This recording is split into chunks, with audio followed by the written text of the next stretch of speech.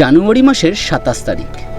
মোটামুটি কলকাতায় wedding ডেটগুলো complete, তাই ফটোগ্রাফির কাজ শেষ করে ব্যাগ গুছিয়ে বেরিয়ে পড়লাম সুদূর মরুভূমির দেশে, মানে রাজস্থান।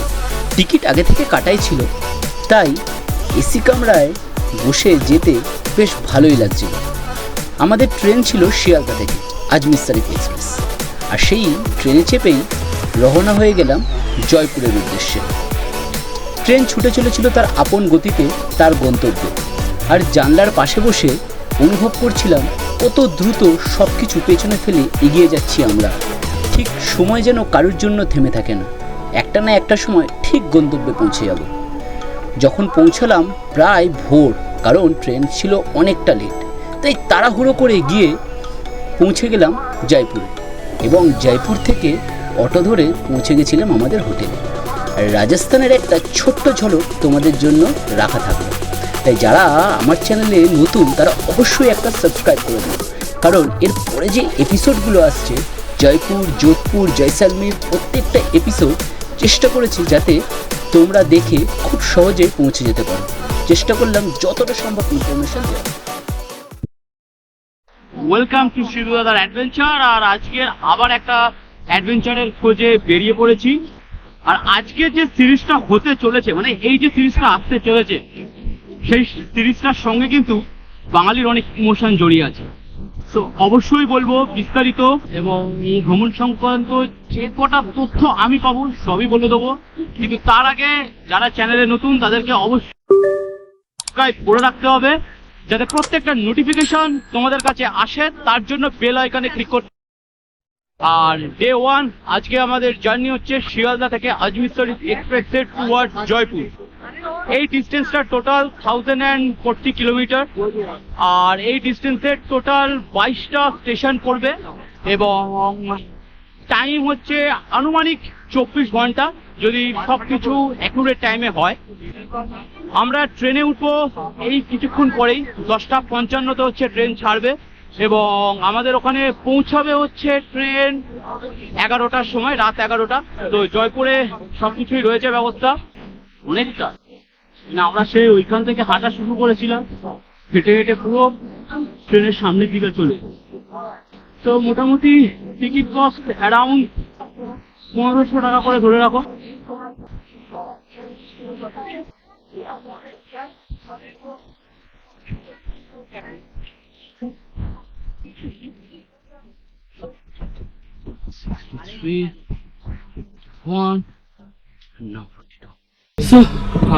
এইটা 24 ঘন্টার জন্য আমাদের অস্থায়ী আস্তানা আপাতত।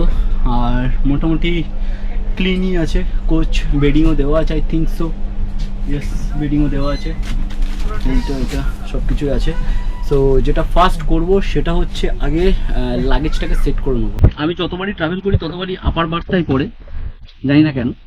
তো যাই হোক, আর এই মোটামুটি পুরো সেট আপ করে নিয়েছি। 2 মিনিট লাগলো, যে ব্ল্যাঙ্কেটটা ছিল ব্ল্যাঙ্কেটটা নিচে পেতে নিলাম। আর আমার রুকস্যাকটা যা আছে, স্লিপিং ব্যাগ এনেছিলাম, স্লিপিং ব্যাগ লাগবে না, যদি কোনো সময় লাগে আছে। আর বাকি যা আছে প্যাকিং তো আছে, এখানে যা আছে এখানেই মাথা নিয়ে শুয়ে পড়া যাবে। তো বুঝতেই পারছো। আর এইখানে ক্যামেরাটা রয়েছে, তো এটা মাথার কাছেই থাকলো। বাকি একটা জিনিস দেখলাম, সেটা হচ্ছে ও মাই গড, লম্বাটে। এটা কি ধরনের মাথার বালিশ আমি জানি না, কোন দোকানে পাওয়া যায়। এটা অনলি ফর হয়তো ইন্ডিয়ান রেলওয়ে দেয়। লম্বা মানে এটা কোল বালিশ কাম মাথার বালিশ, বোথ পারপাস। আমার এটা মাথার বালিশ, এটা কোল বালিশ করে নিয়ে শুরু। সো যাই হোক, আমাদের জার্নি মোটামুটি শুরু হয়ে গেছে। ট্রেন অন টাইমেই ছেড়ে দিয়েছে। যদি ঠিকঠাক টাইমে যায় তাহলে হচ্ছে আমরা কালকের এই টাইমেই নামবো জয়পুর, আর যদি ডিলে থাকে তো সেটা রাত্রির হতে পারে। সো লেটস সি কি হয়। আমাদের ওখানে অলরেডি হোটেল নেওয়াই রয়েছে। ওখান থেকে মোটামুটি 900 মিটার, ম্যাক্সিমাম 1 কিলোমিটার ডিস্টেন্সে রয়েছে from Jaipur railway station. A few moments later.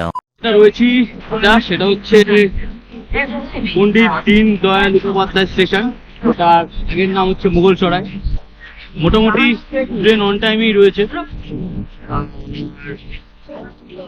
এখানে একটু টাইম থাকে, এখানে রিফিলিং হয়, ওয়াটার রিফিলিং হয়, আরো টুকটাক কিছু আছে, সেগুলো মোটামুটি 10 মিনিট সেখানে স্টপেজ টাইম রয়েছে।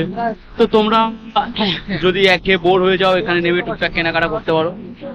এদিকে ছোটখাটো দোকান ফোকান রয়েছে। এবারে অ্যাজ পার কোচের হিসাবে এটা আপ ডাউন হতে পারে।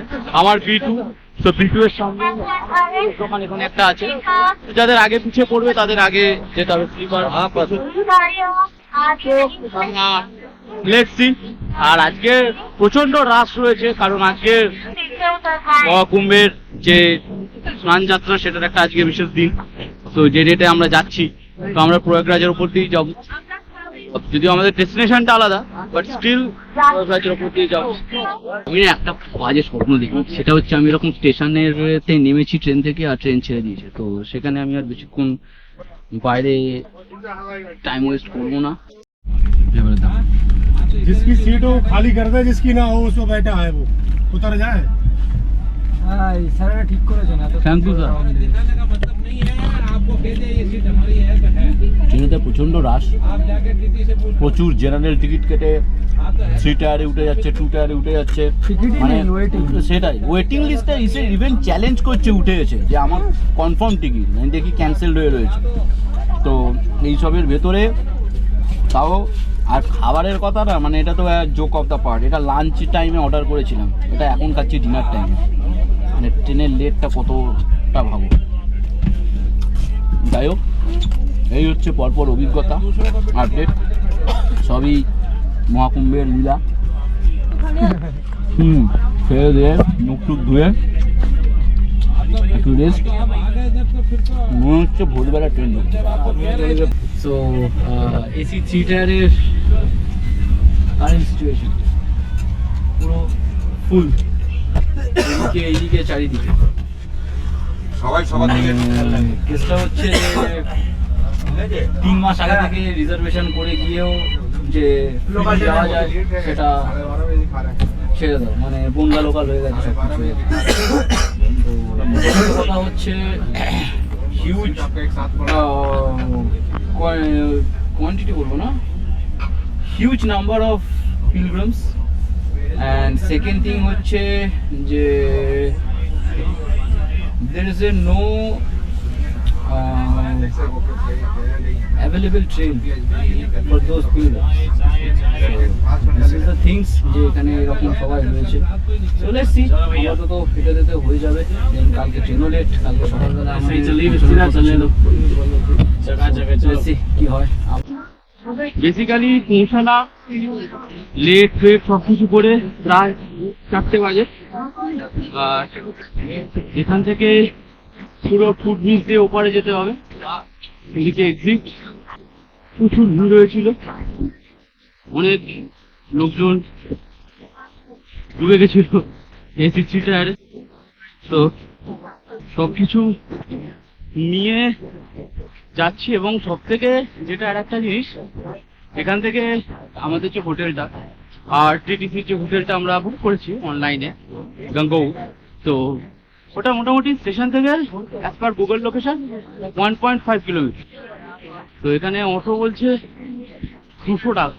বললাম বাইরে যাই, প্রচুর অপশান পেয়েছি। তো চলো বাইরে যাই, তারপরে তোমাদের হোটেলে গিয়ে ব্লগটা এন্ড করবো।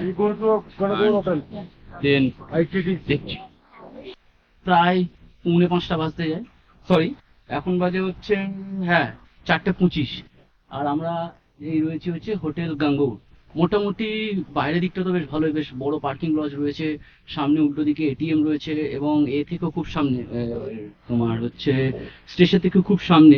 তো আমাদের যে দাদারা নিয়ে আসলে মোটামুটি বয়স্ক এবং খুবই ভালো ব্যবহার। 100 টাকা 110 টাকাতে এই অবধি এসেছি আমরা হোটেল, মানে এ থেকে ট্রেন থেকে প্রচুর রেট বলছিল, 200 টাকা 250 টাকা এরকম বলছে। তো একটু বার্গারিং করে আসলে ভালোই। আর এই হচ্ছে হোটেল।